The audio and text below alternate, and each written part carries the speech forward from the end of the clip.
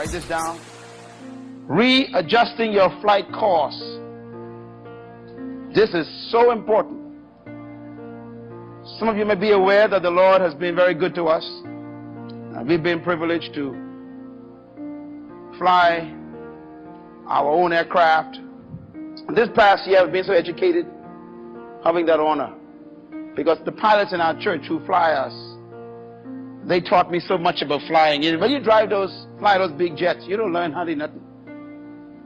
But when you are sitting constantly in the environment where these professionals are working, you learn so much. And I walked out of the aircraft this year understanding God more than anything else.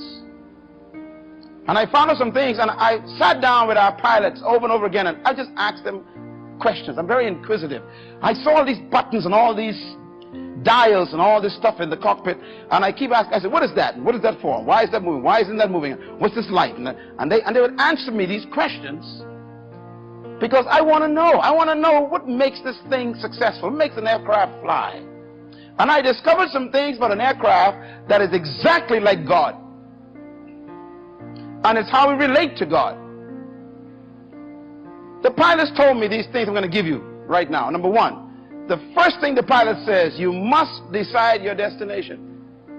You never leave the ground. They won't allow you to leave the ground without a destination. Can you imagine? You don't just take off from an airport. You have to know exactly where you're going to land before you leave. They will not allow you to take off.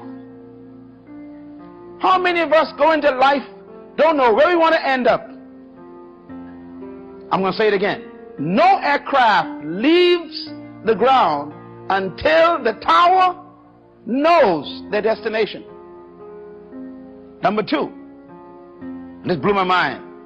They must file their flight plan. Filing your flight plan means you must also submit to the authorities the route that you are going to take. The plan you have to get there before you leave the ground. And then number three, you must monitor your flight with the plan, with the constant communication with the tower. Every single second, the pilots are talking to the tower. Every second, they're talking to the tower.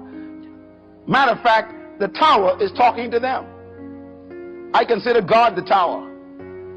The Holy Spirit is the communicator. And you and I have left the ground. You are on your way to a new year. And 2005 December is supposed to take you to a certain level in life. The question is, have you filed a flight plan? Do you know what you want to do this year and how you plan to do it? This one is so interesting. The pilot says, I must follow the instructions of the tower because the tower sees the total picture. My pilot said to me, he says, any given minute around you, in a 5 miles radius, there could be 1,000 aircraft. You can't see them, but there are different levels all around you. And the tower sees all of them, and the tower knows where you are. The problem is you don't know where you are in the whole system of aircraft. So you have to depend on the tower, and everything they tell you to do, you must do, because they know where the other crafts are. You cannot see the other crafts, but the tower knows. God knows where every single situation is around you. You're going to have to stay close to God and follow His instruction every day, because you don't know who you could collide into or what you could crash into. Sometimes God will tell you, hold steady, and you want to move. One time, Captain Thurston said to me, oh no. I said, what happened? He says, they want us to pull back. We got to slow down. I said, man, we're late. He said, but the tower says we got to slow down. I said, but we're going to be late. He says, yeah, but the tower said. He said, you as my pastor, but that's my tower. I got to slow down. And after about 20 minutes, he says, they sent a message, you can now speed up again. And he said, when we began to speed up, all of a sudden he saw this big delta went past. He said, that's why they told you to slow down. Sometimes God will tell you, hold it right there. But you're so impatient, he sees the big picture. God will tell you, don't marry this man. And I mean, love is of disobeying God like crazy. God, you don't understand. I love this brother.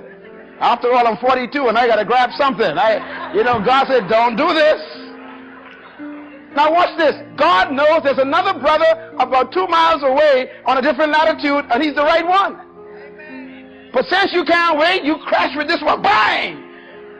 And you end up in a helicopter rather than a Boeing 747. God have mercy on your soul. We got to follow instructions because the tower can see the total picture. Next principle, no matter what the conditions, you got to stay on course. Things fall apart in your life. God says, keep believing. Everyone abandon you. God says, stay steady. You lose your house. God says, still believe. I mean, the very business God told you to open, it closes. God says, stay steady. Everything you thought was already yours, you lose. God says, stay steady. When the conditions change, you got to obey the last command he gave you. What did God tell you last year that you have totally refused to do? No matter what the conditions, you got to stay on course.